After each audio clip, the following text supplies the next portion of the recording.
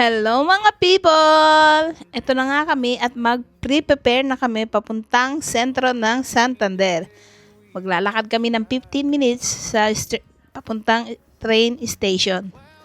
Mga 10 minutes din ang biyahe papuntang Santander Sentro. Ayan, waiting kami kasi napaaga kami. Yap, inip na inip.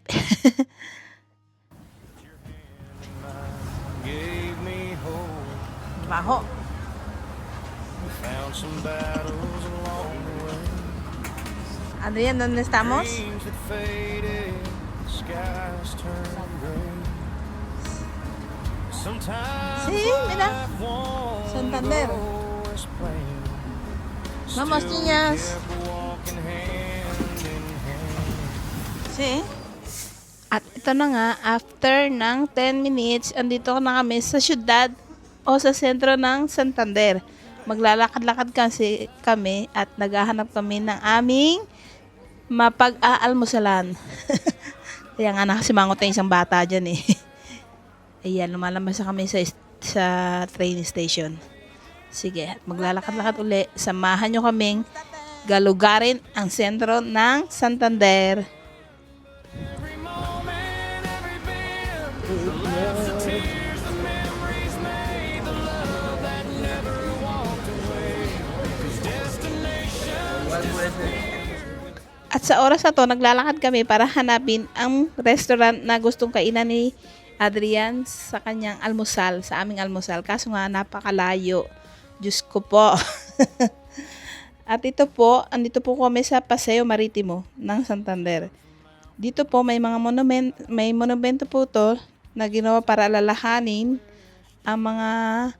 ang pangyayaring naganap noong 1941 dito sa Santander kung saan nasunog ang city center. At yan po ang mga monumento para bigyang respeto ang mga taong tumulong dito sa naganap na sunog. At makikita nyo po, yan, mga alaala nila. So, noong 1941, may naganap pong malaking sunog dito sa Santander at yan po ang kanilang monumento na ginawa para sa kanila. At yan na nga po, patuloy pa rin kami sa paghahanap ng restaurant.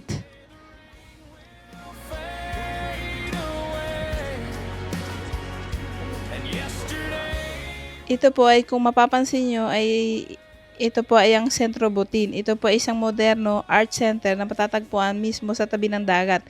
Na kaya habang bumibisita ka sa ito ay sabay mo ma-enjoy ang art at ang pag-enjoy mo sa sightseeing sa dagat. Kaya sa susunod, bisitahin natin. Seeing life through different eyes, the people, lessons, love we found while our feet touch the ground. 'Cause everything someday will pass like shadows falling on the glass. So through joy and pain. So sa hinahaba ng aming nilakad, hindi kami umabot sa restaurant na gusto ni Adrian. Pero ito naman ito ang napili naming kainan. Tingnan nyo kung ano ang mga nasa menu nila. Pang desayuno lang po o almusal. Pero hindi po yan. yan ng totoo. Sige po. Enjoy. Kami kumain. We walk together down an open road, carrying dreams and a heavy load. Some days the sky turned dark and gray, but still we chose not to walk away. The plans we made didn't always stay. Life has its own. Yes! Pagkatapos kumain, lakad uli! Ayan, andito kami uli sa Paseo Maritimo. Papunta kami sa Parque de Palacio de Magdalena. Pero ine-enjoy pa namin ng sightseeing dito sa dagat. Ayan, parang mga busog na. Pero bakit malungkot? Ba't ka malungkot?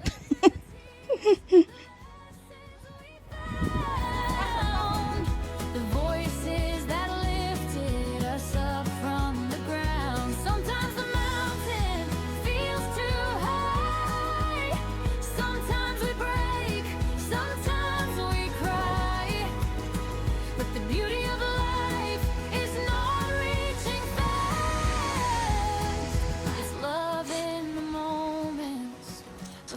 tita.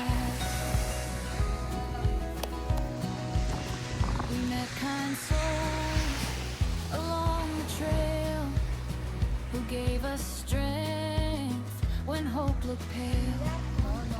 A simple smile. Amor Pio otra vez, no? word alight can guide a tired heart through the night. Dala ka ng sapatos mo. Oo, ako magdadala. And even if Ano sapatos? finish fades away, Bakit ka? like yesterday, slowly slipping away. What stays forever deep inside is who walked with you through the ride. 'Cause maybe the goal was never the end, but all the memories made on the way instead. The laughter, the tears, the lessons we found, the voices that lifted us up from the ground. Sometimes the mountain feels too high, sometimes we fall beneath the sky. But the beauty of life is learning to see. The journey itself is the place to be. So let's keep walking side by side with open hearts and nothing to hide. 'Cause one day the road may disappear, but the love we share will still be here. 'Cause maybe the goal was never the end, but all the memories made on the way instead. The laughter, the tears, the lessons we found. Voices that lifted us up. Feels too high. Sometimes we break, sometimes we cry. But the beauty of life is not reaching fast. It's loving the moments before they pass.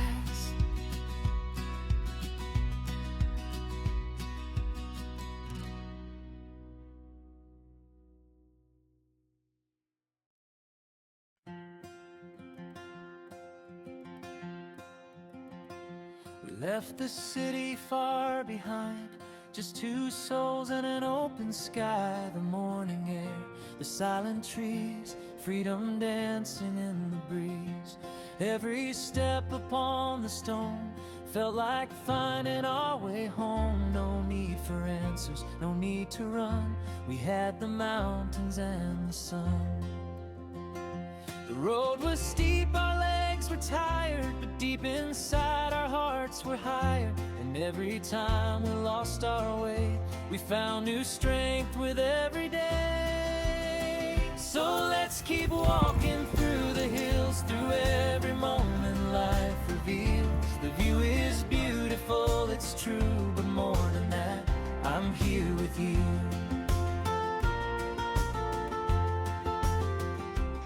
At sa wakas, thank you! Narating din namin ang Palacio de la Magdalena. Mas lalo itong naging espesyal dahil unti-unti namin natunghayan ang ganda nito habang papalapit kami.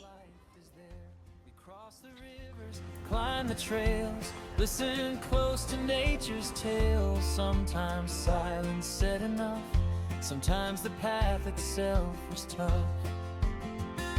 But every mountain that we climbed left old worries far behind, and every breath of colder air reminded me that I was there. One day these footprints disappear like echoes fading year by year, but memories stay deep inside like... Narito na kami sa Palacio de la Magdalena, isa sa pinaka-iconic at pinakamagandang lugar dito sa Santander.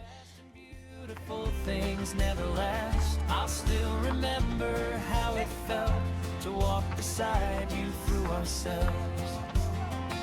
Because the goal was never far, it lived inside us where we are, and every step along the way became the reason we should stay. Ang palasyong ito ay tinayo noong unang bahagi ng 1909 at 1911 para maging summer residence ng Spanish royal family. Dito nagpapahinga ang hari at reyna tuwing tag-init dahil sa malamig at relaxing na klima ng Santander. At si Haring Alfonso XIII at ang reynang si Victoria Eugenia sila ang tumira po dito yan. Diyan po sa palasyong yan. Bukod sa mismong palasyo, napakaganda rin ng mga hardin at walking area sa paligid. Perfect itong lugar para makapaglakad, mag-relax at mag-enjoy ng panoramic views ng dagat at kalikasan. Isa ito sa mga lugar na talagang hindi dapat ma-miss kapag bumisita ka sa Santander. Ang Palacio de la Magdalena.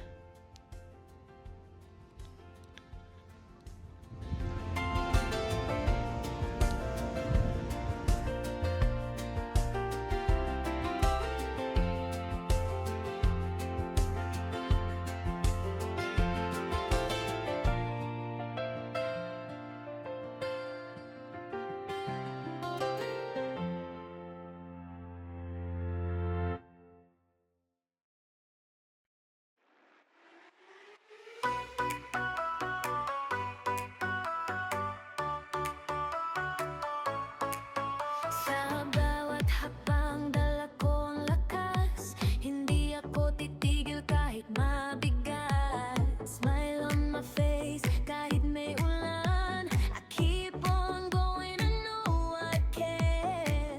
Pagkatapos nga namin buong bisitahin ang Palacio de la Magdalena, sa pagbaba namin dito may makikita kaming mga museo sa aire libre or talagang entrada gratis or wala siyang bayad. Makikita dito ang 3 replika ng barko. Ang tinatawag po itong El Hombre y la Mar. Diyan, sa harap niyan may isang sirena at hindi po ako yun. Ang museo na ito ay dedicated sa buhay at paglalakbay ng kilalang Spanish sailor at explorer na si Vital Alzar. Ang galaw, tuloy ang galaw.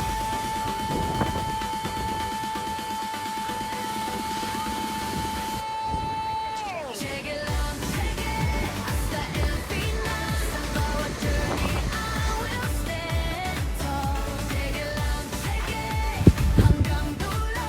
Bawat hakbang mas lalayo ko. Check it out,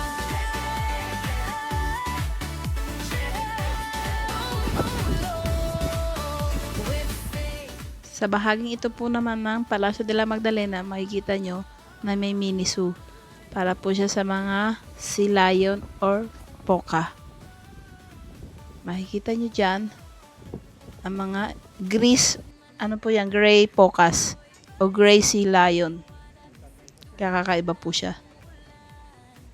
Yan.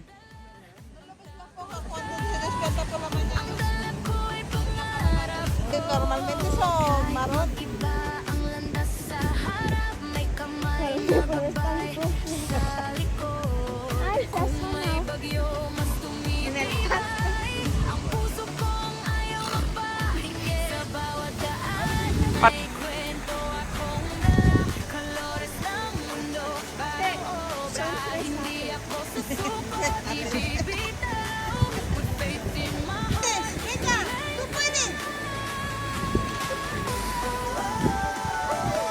Tuloy ang galaw.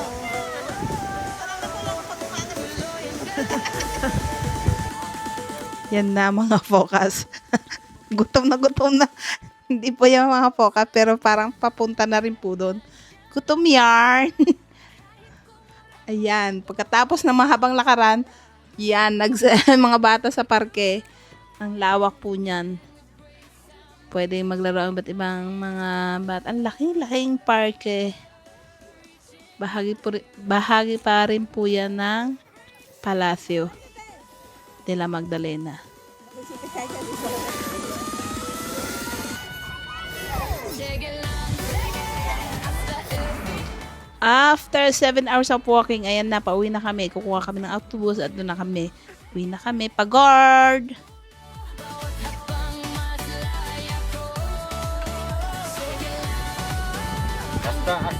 At tumating na nga po kami dito sa area namin, area Autoro Caravana. At yan, nagpe-prepare kami ng aming sena.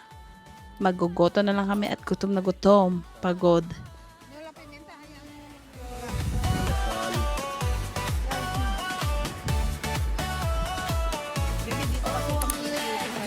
No, kasi wala nga akong gamit. Tanto kayo. Don't worry. Kain po tayo. Goto kayo dyan. Thank you for watching. See you on our next video. Thank you po. Sa umaga ng tahimik na simula, araw sumisilip.